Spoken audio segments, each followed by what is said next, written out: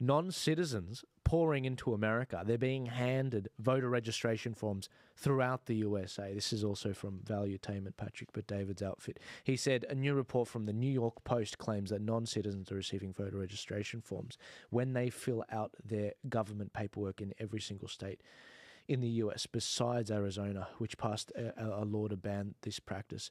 This is what I'm worried about, and this is the exact stuff I was banned on talking about back in 2020.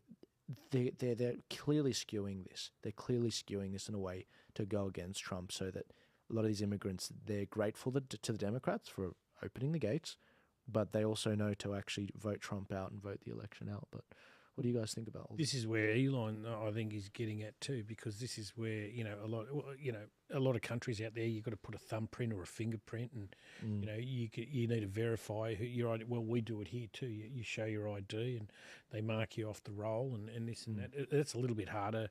Look, nothing is foolproof, but with the development of AI and hacking, we see non-state and state actors able to get into these systems, and that is what Elon's talking about. And you're right, he's a patriot of sorts. He's a patriot for democracy, freedom, and all that sort of stuff. But I think when you look at it, we are at a perilous intersection here, and that perilous intersection is technology. AI needs to be controlled, but to what extent? Because it can actually be used and abused for different purposes. And who is controlling that AI? That is the scary part here. No, absolutely.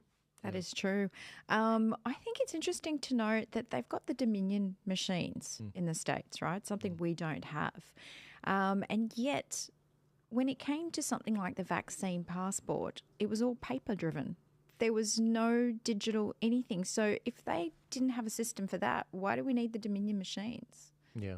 When they can be hacked, they can be changed. I mean, we saw that in 2020. It's an interesting point. Yeah, no, absolutely. I'm eager to see what they've done. A lot of these Republican states